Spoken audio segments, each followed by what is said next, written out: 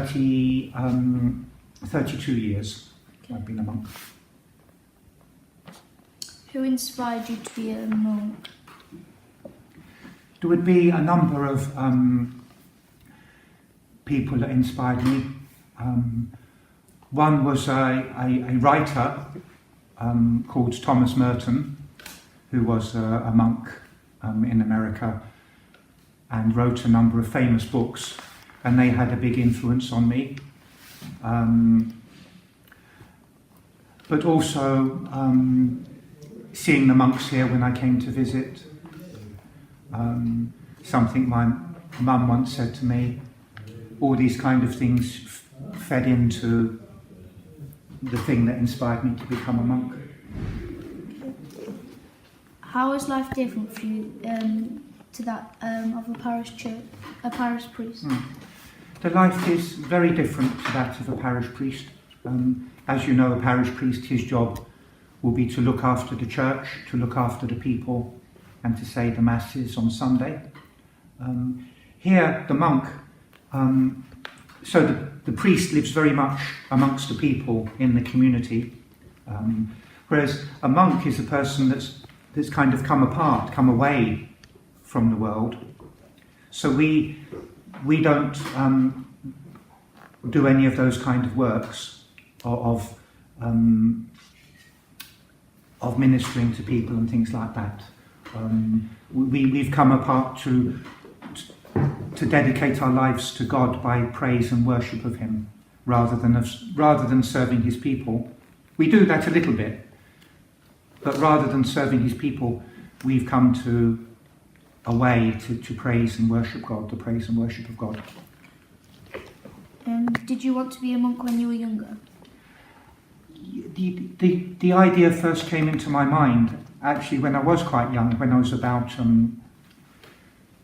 16 or 17. The seed of the idea came to my mind, but it took a long time to develop. So it was 24 when I actually became a monk. What's the best thing about being a monk? For me, the best thing about being a monk, I think, is that it is a meaningful life, that you are, by dedicating yourself to the praise and worship of God and living this life for and on behalf of the world. I always feel it's a life for me, it's a life of great meaning. You've been able to live a meaningful life. Is it hard not being... why do you think a monk would choose to become a priest or monk over anything else? We speak about the vocation, the call of God, that we believe that God calls a person to be a monk or to be a priest. But that call is not in any extraordinary way, but it usually manifests itself, shows itself just in an attraction to the way of life. So you might think, oh, I would quite like to be a priest, or I'd like to be a monk. And it's kind of like an indication that could be a call from God. And then you come here and you speak to the other monks, and they can help you make that decision. Why I wanted to be a monk rather than a parish priest was because of the way of life here. I like the idea that the monks here do a lot of work, like manual work, that farming and brewing and things like that. That idea attracted me. And the silence as well, like that attracted me at that age. And coming apart from the world. All those things were the things that attracted me to doing this rather than being a parish priest. I'm not sure if it's with a monk, but are you allowed to be married and have kids? No, just as the same as for the priests as well. We take a vow, actually, a promise to God, a vow of chastity, which means that we won't be married or have a family and children. And the priests take that, they take the promise as well, that same promise. So it means that you will be, once you've made those promises, that you lead a single life. Is that hard? Yeah, I think at different times it can present different challenges. You can miss having a family, or having children, or grandchildren, or having a partner. So you can miss those things, yeah. Can you adopt the child? Can you what, sorry? Can you adopt? No, that's an interesting question, but because we're, in a way, when you become a monk, because we live in a community, in a way they become your family, so you wouldn't really be able to adopt a child into that group. But it's an interesting idea, that is, yeah. Have you ever thought of like doing anything else or leaving to be a monk? Not really, thank goodness. In all the years I've been here, I've been on the whole happy. Sometimes it's difficult, and sometimes you can dream about doing other things, you know, but everybody can, can't they? In their life you can think, oh, if I was doing something else. But I've never seriously been tempted to give it up. Obviously, some people occasionally they do, but on the whole, because you've got a long time when you join the monastery. Before you've got 6 years until you take your vows. So in that time, you're kind of all that time you're free to leave and deciding whether you want to do it. So it's not the kind of thing you enter into by accident. Why can't females become priests and monks, and who made the rule? Well, females can become female monks, they're called nuns, so you may have heard of nuns. Yeah. So everything I say about monks applies to nuns, so they're women that live this life, exactly the same. So they have their convents,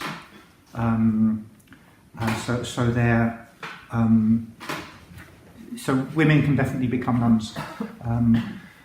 Why the women aren't ordained priests is there's various reasons put forward for that. One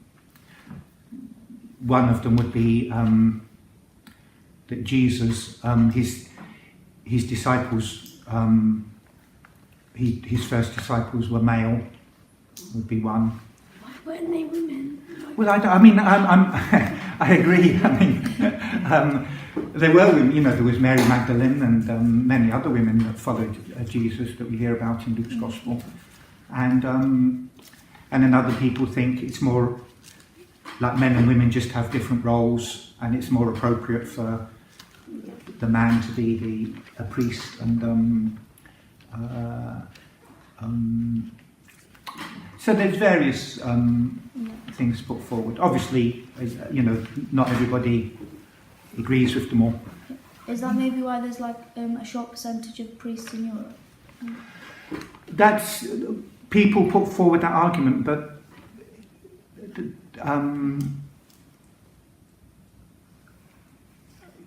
you know, if women were ordained, then there wouldn't be a shortage of vocations. Yeah. We're not. That's not sure if that's correct. If that would be the case. On the other hand, in the Anglican Church, where they do have women ministers, they do have more people are going forward to be ministers, female, than men. So it could be a possibility. What's the commitment involved in your life, and what do you feel is the reward you get from this? The commitment is living the life, living the rule here. So you're committed to living the rule of St Benedict each day, and that would involve all the things that we have to do. We have to pray in church 7 times a day, from beginning very early in the morning. We have to be in church. We have to get up from our beds at 3:15, be in church at 3:30 every morning, and then so praying 7 times a day, mass every day. Then you'd have times for reading and meditation. You'd have times for work, where you'd have to do your work that the abbot's given you. The abbot's the head of the monastery, and he tells you what job you do. So we live by a kind of a strict timetable and follow a strict rule, and that would be our commitment. And what do you get rewarded? The reward, I would say, as I mentioned, that feeling that you are living a meaningful life, that Like God has chosen you. exactly God's chosen you to do it, and that in living this life, that you are helping the world by praying for the world and praying for people, that you are helping the world. Can you tell the children about some of the jobs that you do that the abbot might give to you then? What might that look like during the day? There's many different jobs so that the monks would be involved in. So first you would have things like working in the gardens, growing vegetables and fruit.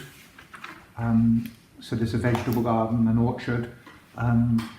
There's also beehives for producing honey, so there'll be a monk working with beehives. Do you sell the honey? Yeah, in the shop there. Yeah, you can see in the shop. There's a monk that does makes pottery, and again that's for sale. Then there would be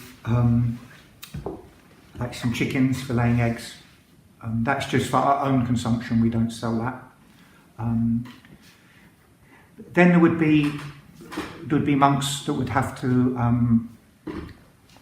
looking after the buildings, the maintenance, the building, and things like that. The administration of the monastery. Then all the chores, cleaning, cooking. Monks, that we make these ourselves. The habit, the religious robes. So that would be one of the monks' jobs, called the wardrobe keeper. So. Do you take turns to do each job? Yeah.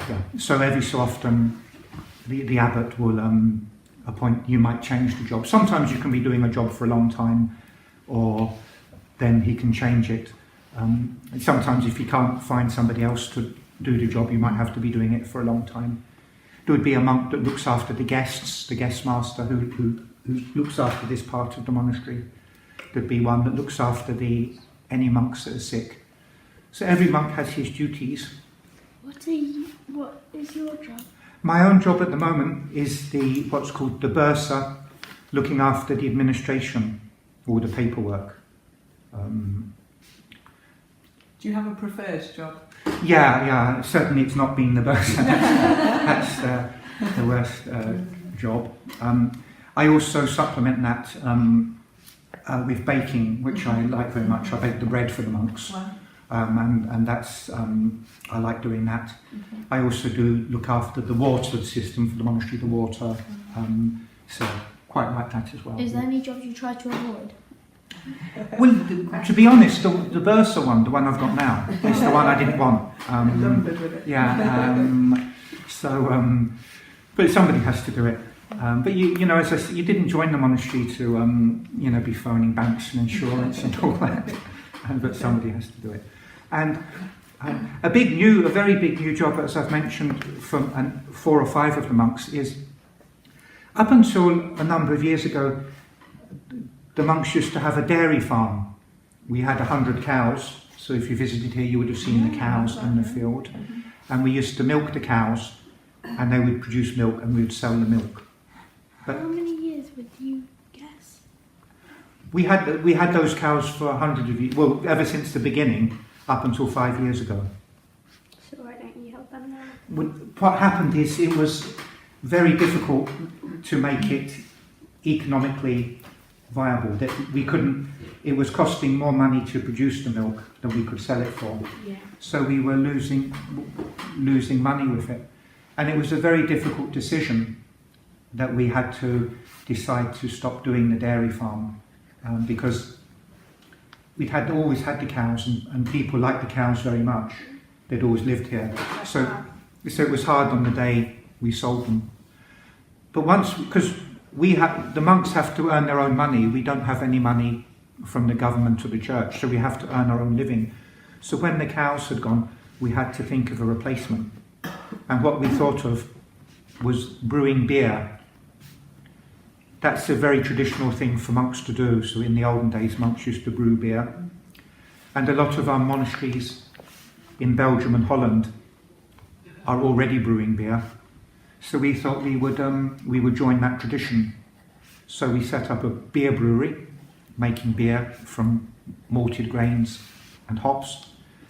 And there would be 4 monks doing that, 4 monks working on that. Do you know what kind of beer it was? Yeah, it's a strong, nice, we called it English Trappist ale, a nice strong beer. And it's been for sale now for about 6 months. Wow. And it's... Where do you sell it? We sell it in local... We have a kind of a network of local shops within about a 15-mile radius. We sell it in our own shop, which is very good. And we have then like one national distributor. He buys a lot and he puts it over the place. I do believe in Newark there is a specialist beer shop somewhere.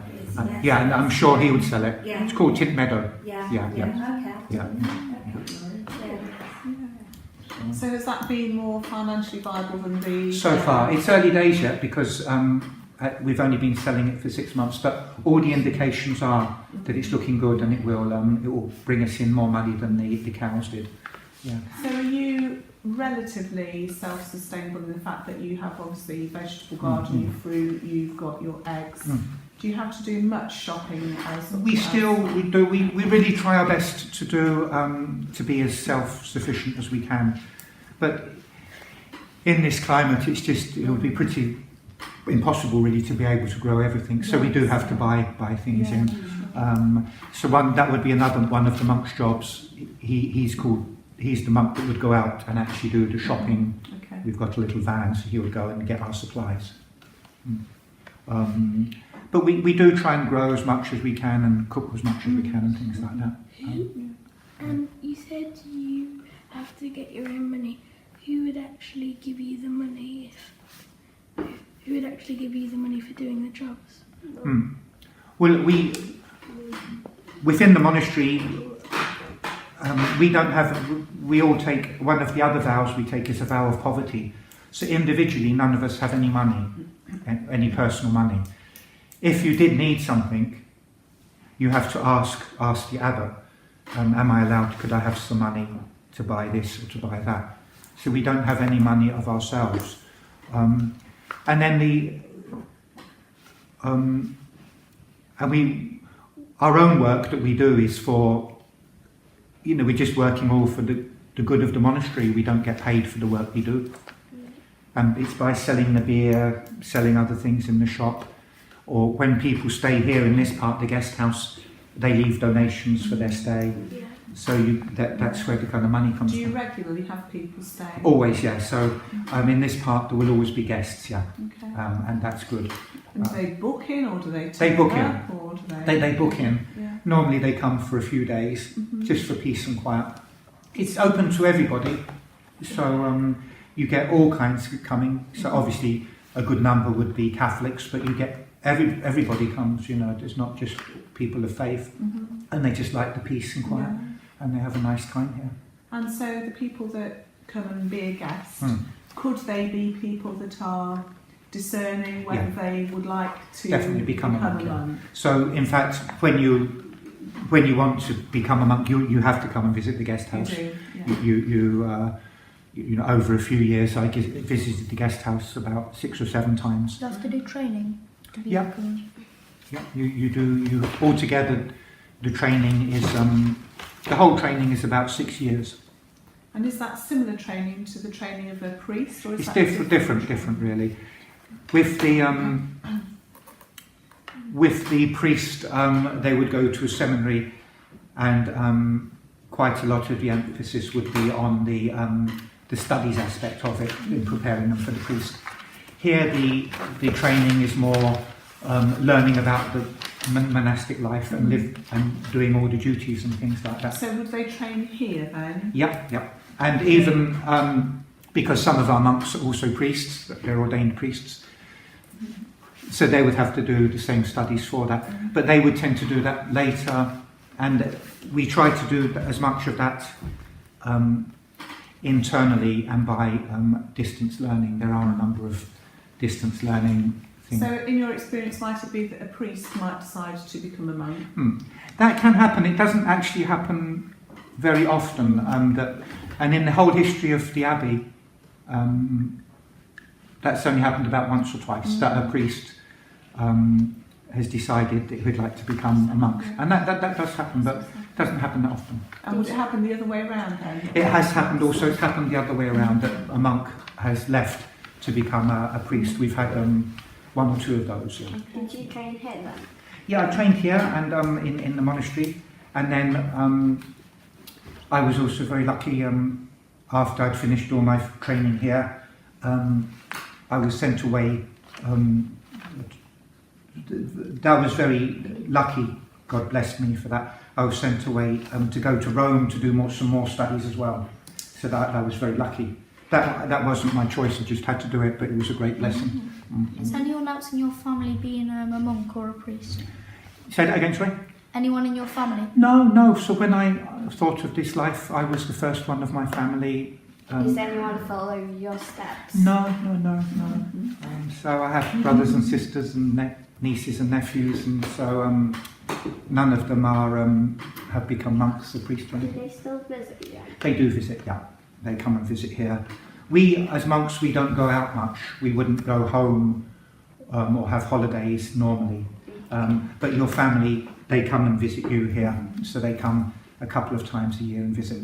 Do the guests have to wake up at 3 to go to... No, the guests are free. The only parts of their timetable that they have to go to is the meals. So the breakfast and the lunch and the supper. But other than that, it's up to them what they do. So they don't. Some do get up at that time, but they don't have to. Yeah. How do you think women are viewed in the eyes of the church?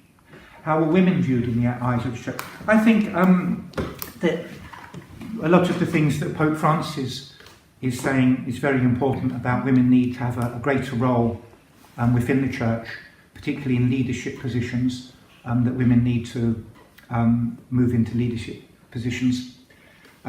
Some of the problems the church is encountering at the moment, I'm sure wouldn't have happened if there were women in leadership in the church. And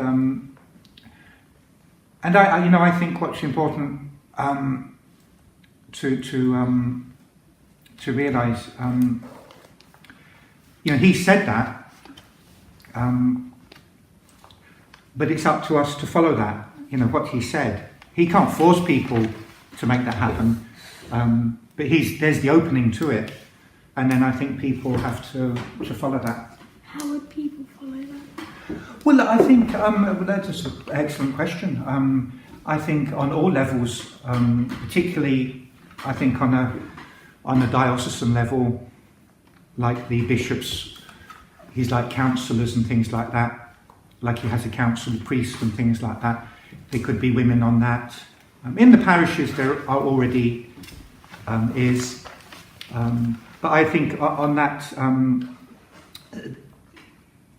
have women in those roles as well. And in the main church, which they're already doing, is bringing women into the various congregations of the church and having them in leadership roles there as well. But it's essential now. Who do you think should start involving women more? Do you think Pope Francis would, to give an example to other priests? Yes, I think he is, and I think he's opened the door.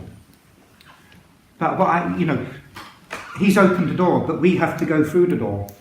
He can't say to somebody, look, to a bishop or something, look, have women on your council or do that. He said, look, I'm open to this, So I think it's up to us to follow that lead, and I do think it's very important. Yeah, very important. Does the bishop visit you? He does, yeah. Bishop Patrick, he comes.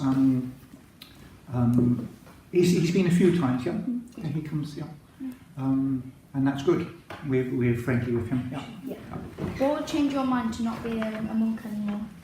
Say that again, sorry? What would change your mind to not be a monk? Would anything? Yeah, that's hard to really to think. Yeah, because you can't, unless that happened. I think you can't think really. I would hope nothing. Yeah. I'd hope I have made that commitment, and hope I'll be able to live it out to the end. Yeah. Do you think it's a harder commitment being a monk than being a priest?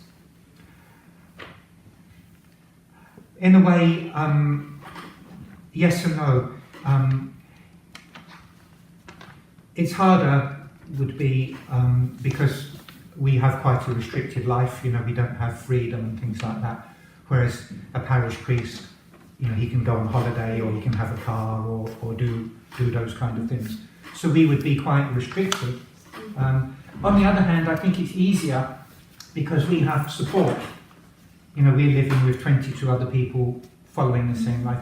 So if you don't, you know, you may not feel like getting up in the morning, but you know all the other monks are getting up, so it kind of carries you, the fact that you're all doing it together. Whereas often now a priest is living by himself, so he must, you know, he hasn't got that support of other people doing the same thing. So I think in that way it'd be harder. Yeah, it is. Can I just ask, you said you went to Rome and you said you were really looking to get to Yeah. Rome. If you could go anywhere, Yeah. which country would you like to go to? Is there one that you would sort of Yeah, like to I was again very circumstances I had an opportunity to visit our monastery. We have a monastery in India, Oh, okay. and I was there for 3 months, and I just fell in love with the place really. So I think if I had an opportunity, I'd like to go to India. Yeah. It's just lovely, you know. It's beautiful, and so to see a bit more of that. Yeah. Do you know the other monks? Do they feel like your family now, like your brothers? They do in a way. They do. You've been living with them for a long time, and they become your family. Yeah, that you get, you know, you're living with them all the time, really. So it's just like. Can you reconcile with people? Yes, I mean, like in a family, there sometimes can be disagreements and things and arguments, but you know, you make it up in the evening. You say sorry. Yeah, but I mean, like, if the priest takes the sins away, can you do that as well? So can you? Yeah, we can. We can do confession here, so the monks, the ordained monks, can do that. But we also have a priest come in once a month to be able to hear the confessions. He's a Dominican friar from Holy Cross in Leicester, so he would come once a month, to do the confessions. For Christmas, would you get a holiday to visit your family? No, we wouldn't be able to go and see the family. So what we do at Christmas is we have a nice time at Christmas. We have a nice dinner, and also here we don't have any live television at all. But at Christmas they put some films on in the afternoon that we can watch. So that makes it special. And then in the evening, normally, again, all our meals are taken in silence. We don't speak when we eat. But in Christmas in the evening, we speak with our evening meal and things like that. So we make it really nice. Do you have to wear that all the time? You do, yeah. It's like our uniform, really, the monk's uniform. But if you're working outside or your work's very dirty or something, you'll just change into normal clothes. Yeah. What do you sleep in? We just normal things that. But that's an interesting question because Saint Benedict in his rule, believe it or not, said the monks had to sleep in their habits, which must have been awful, because his reasoning was so when the bell went in the morning, they'll be ready to get straight up and go to church. But that was stopped a long time ago, so they just wear normal things. If you could change one rule about being a monk, what would it be?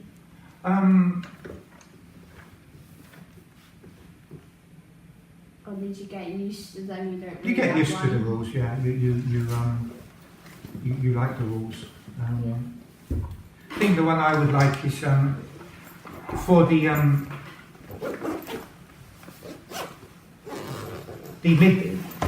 main meal is we have, it's very formal, and there's monks serving and things like that. It's all in silence, and there's a monk reading. But the evening meal in the evening, it's more it's more casual in a way. It's still silent, but it's casual. But that monastery I visited in India, the evening meal also was like a formal meal, and I'd like that. I'd like it to be more that we all come together in the evening as well. Would you like it if one of your meals wasn't all silence? Yeah, very occasionally, about 4 times a year, we'll do that in the evening. We'll have like a buffet and we'll speak. Would it be like weird to speak then? At first, when we first started doing it, at first it was people were very uncomfortable because they just weren't used to. Yeah. But now we've been doing it a number of years, so people are more accustomed to it and they're happy to do that. So we look forward to that. You know, when you said you have to get up at 3:30 for prayers, do you then go back to bed after, or are you up then? We're up, yeah, but you don't go back to bed. So we do go to bed early. We go to bed at 8 o'clock. So we have to be in bed by 8 to be in order to be up at 3:15. Does everybody go to bed at the same time? The day formally finishes after the last service, and then we go to.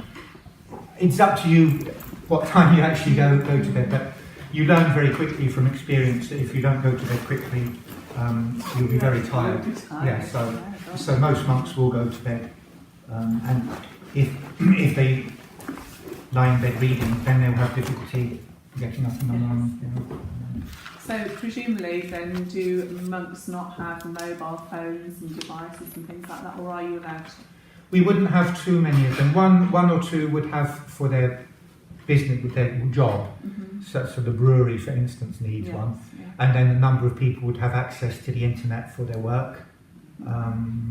But on the other hand, we don't have a daily newspaper, we don't have television, don't really have that great access to radio. So we are kind of cut off from a lot of that. Not totally, but we are quite cut off from a lot of that. And so, but you can't, even though you may like to, because so many things have to be done using that kind of media, that we just can't not do it. Are you trying to make like more of that? More of the internet included.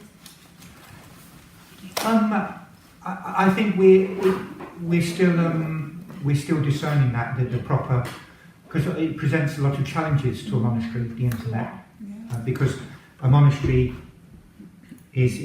should be partly cut off from the world, and up until 20 or 30 years ago, you could do that. You could physically be separated from the world. But now, with the internet, anything can come into the monastery, and it's how to integrate that correctly to not let that disturb the monastery life. Do you do anything special at Easter? Anything different?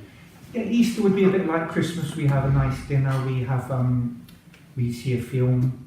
We have the nice services, and then also the few days after Easter and after Christmas, we change the timetable a little bit. So at the work periods, which is now, if you can arrange your work day, you can have some time off, so you can have it's a nice peaceful time. Is it easy being a monk? I think it's. I think if it's the life that you're called to, if it's the life for you, it's one that you can live. I think if it wasn't the life that you were called to, I don't think you would be happy here. So do you think if someone came in for a day, do you think it would be hard for them? I think people. Most people could live a day or 2 or 3, but I suppose it's as time goes on. Obviously, people come to join us, and that first period of 6 years, they're just discerning whether they want to do it, so they're free to leave. And so we have quite a lot of people coming and then deciding that they don't want to do it. But it's kind of, it's never that. Sometimes it's never that clear why it is that they don't want to do it. Yeah. You know, it's not. You can't say, "Oh, this is what people find hard," or "That's what people find hard." Sometimes it's really hard to actually say what it is. Sometimes. Thank you ever so much. It's been nice So, speaking so to you. So much. that's good. I think you've got lots to take back to your friends, haven't you? Yeah.